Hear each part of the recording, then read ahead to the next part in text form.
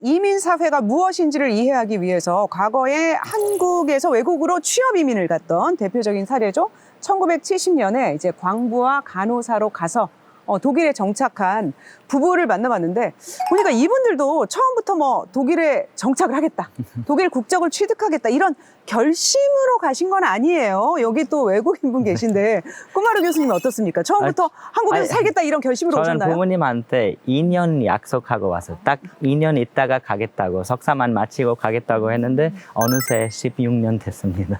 그러니까 보통 이 이주라고 하는 게 계획적이기보다는 조금 우연히 일어나는 경우가 좀 많은 것 같아요. 네, 사실은 이민 사회가 된다라는 것은 이렇게 여러 가지 이유로 결국은 눌러 앉아서 살게 되는 사람들이 많아지는 사회거든요. 짧게 들어오는 사람도 많고 왔다 갔다 하기도 하고 또 가족이 방문하기도 하고 또 본인은 또 학생으로 왔다가 또 전향을 해서 직장인이 되기도 하고 글로벌 노마드라는 그런 용어가 있잖아요. 근데 이제 우리나라는 좀 계획적 이민을 좀 하고 있는 그런 게 좀 있는 것 같아요. 어떻습니까? 정부는 이민을 계획적으로 할 수밖에 없을 것 같아요. 무조건 다 받아들일 수도 없고 어떤 사람들이 우리나라에 왔을 때 더 우리 국가에도 좋고 사회적으로 좋은지는 고려하지 않을 수가 없고, 그런데 이제 정부가 정책을 만들 때는 계획을 세우지만 사람들은 되게 계획을 세운 사람도 있지만 한번 여행을 가봤다가 바뀌기도 하고 그런 어떤 역동적이고 가변적인 어떤 그 의사결정이 있다는 것도 저희가 한번 많이 고려는 해봐야 될 것 같습니다. KBS 시사기획장은 여론조사 전문기관 한국리서치와 함께 국민 1000여 명을 대상으로 이민과 관련된 인식조사를 실시를 했는데요. 이 첫 번째 질문, 이민이란 말을 들었을 때 무엇이 가장 생각나는가? 90% 이상이 한국에서 나가는 이민, 한국인이 다른 나라에 가서 영주권, 국적을 취득하는 이민을 떠올렸습니다. 그에 반해서 외국인이 한국으로 들어오는 이민을 떠올리는 비율은 6%에 불과했습니다.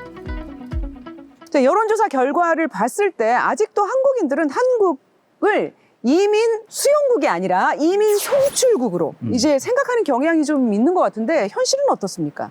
사실 우리나라가 원래 대표적인 송출국이었죠. 아까 말씀하셨듯이 독일로 간 광부나 간호사, 그리고 미국으로도 많이 갔었고 2005년 이후로 나가는 이민보다 들어오는 사람이 더 많아지기 시작합니다. 그래서 2023년 기준으로 보면은 국내로 들어오는 이제 외국인 한 70만 명, 그리고 한국에서 나가는 사람은 58만 명. 점차적으로 이제는 들어오는 사람이 나가는 사람보다 점점 많아지는 경향을 보이고 있습니다. 점차 수용국이 되고 있다고 보는 게 맞는 거죠. 이민 수용 국가로 거듭나는 첫 단계에 있다고 저는 봅니다. 제가 16년 전에 한국에 왔을 때 어디 가나 외국인을 무서워하는 분위기가 있었고 외국인 안 돼요 이런 분위기였습니다. 근데 지금 그 아주 많이 변했고 사회가, 근데 이제 여행하러 올 때 하고 이주민으로 올 때 한국에 비자 발급받는 이 과정을 보면 제 생각엔 아직까지 다른 나라에 비해 많이 까다로운 편입니다. 저 유학생들을 봤을 때 한국에 아직도 외국인에 대해서 조금 좀 거리감을 두는 그런 느낌이 있다고 친구들이 이야기를 하나요? 네, 아무래도 한국이 개방되었다고 하더라도 아직은 외국인의 시선이 그렇게 반갑지만 아닌 것 같아요.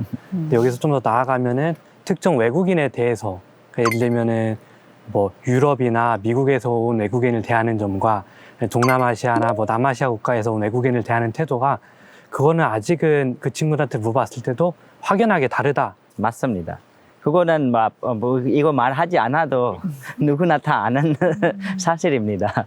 그렇다면 한국인들은 앞으로는 지금보다 이민을 확대해야 한다고 생각할까요? 이민 확대, 즉 외국인의 한국 이주를 촉진하자는 정책 방향에 대한 찬반, 찬성이 조금 높긴 하지만 아직 팽팽했습니다. 이민 확대의 이점으로는 노동 인구 증가라는 응답이 많았고 또 지역 인구 소멸을 방지하는 데 도움이 된다라는 응답 높았고요. 반면에 납세자 증가로 장기적 복지 체계 유지를 기대한다는 응답은 상대적으로 낮았습니다.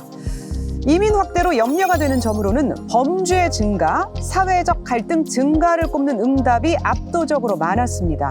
단일 민족 등 한국의 정체성 약화를 우려하는 응답 비율은 5%에 그쳤고요. 모든 계층, 모든 종류의 응답자들 중에서 압도적인 1등이 범죄 우려더라고요. 네. 그 통계 결과를 좀 보시면 외국인을 자주 접하지 않는 사람, 자주 만나지 않는 사람한테서 더 크게 나타났어요. 우려를 더 한다는 네, 더 거죠. 하는 거죠. 네. 그래서 이게 어떻게 보면 객관적이란 것보다도 이 우려라는 것은 사실은 인지적인 거거든요. 어떻게 인지하고 있느냐의 문제이기 때문에 더 모를수록 접해보지 않을수록 이거에 대한 막연한 불안감이 훨씬 더 크다는 걸 알 수 있어요. 그 실제로 외국인들 범죄 비율이 높습니까? 아니요. 사실 내국인보다 훨씬 범죄를 덜 일으키고요. 아무래도 이제 자기 나라가 아니기 때문에 더 조심히 살려는 경향이 맞아요. 많거든요. 그거는 뭐 전 세계 이민자들 다 비슷한 네. 성향입니다. 그래서 저도 사실 미국에서 몇 년 살았었잖아요. 특파원으로. 그때 저도 운전 속도가 갑자기 줄어들었어요. 미국에 가니까 나 걸리면 큰일 나지. 그래가지고 운전 속도가 좀 줄어들더라고요. 좀 그렇게 네, 좀 맞아요. 위축되는 면이 있죠. 아이고 당연한 그럼. 일이에요. 같은 범죄를 내국인하고 외국인하면 누가 더 많이 비판을 받을까요? 그리고 여기 비자 문제가 있어요. 범죄나 이런 거 한 번이라도 잘못하게 되면 그럼 한국의 생활이 끝이라고 생각하게 돼요. 실제로 비자를 줄 때 범죄 이력을 다 보지 않습니까?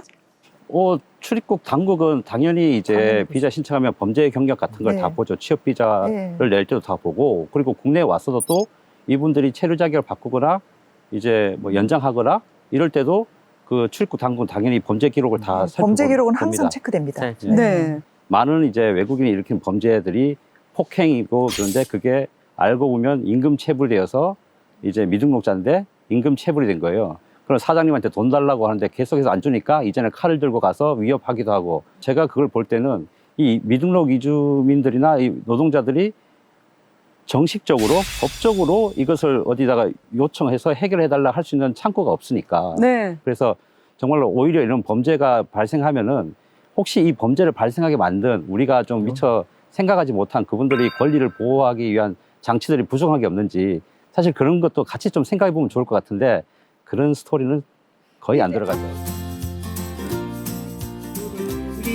1970년에 독일로 이주한 변주섭 정수자 부부는 독일에서 두 아들을 낳았고 둘째 아들이 프랑스 여성과 결혼했습니다.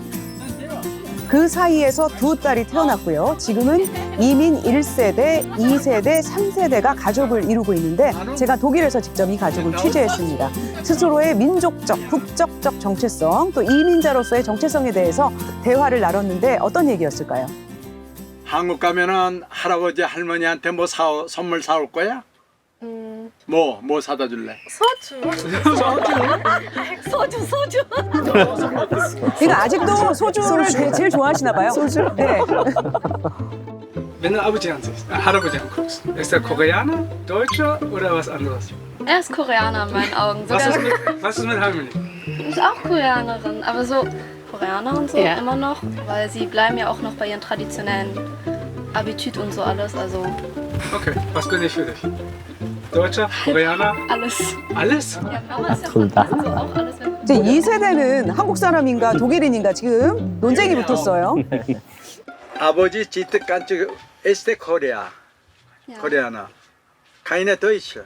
Charakter ist das ja. Ja, Jitte- ja, 100%, an sich, ja, Blut an sich ist es ja 100% ja Koreaner. koreanisch, aber er ist ja hier geboren, hier aufgewachsen. Für mich zählt das auch schon als dann Deutsch sein. Also ich muss auch sagen, als ich Stellung traf,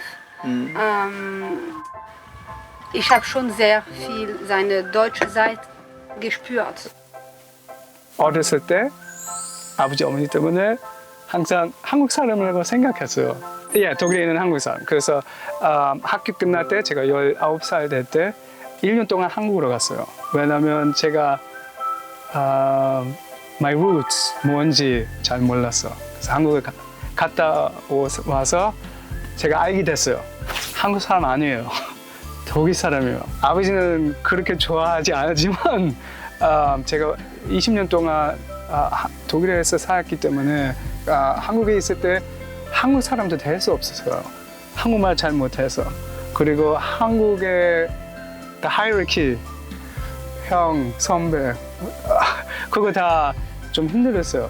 저희 미래도 이렇지 않을까. 네, 지금 어느 나라 사람이세요? 지금 저는 정체성이 어떻습니까? 저는 이제 혼란이 있어요. 거기 어떨 때는 한국 사람처럼 행동하게 될 때가 있고, 근데 그래도 성인 돼서 여기 왔기 때문에 아무래도 인도 사람처럼 행동할 때도 있는데, 근데 저는 이제 인도에 가게 되면 저 인도 사람 아니라 한국 사람처럼 사진 찍기 시작했어요. 음. 저는 깜짝이게 놀랐어요. 아. 그래서 저는 저 안에 이런 변화가 진짜 이제야 와서 자기 나라를 이렇게 볼 수 있는 안목을 가지게 되는 거는 그래서 이거 굉장히 좋은 경험이었어요.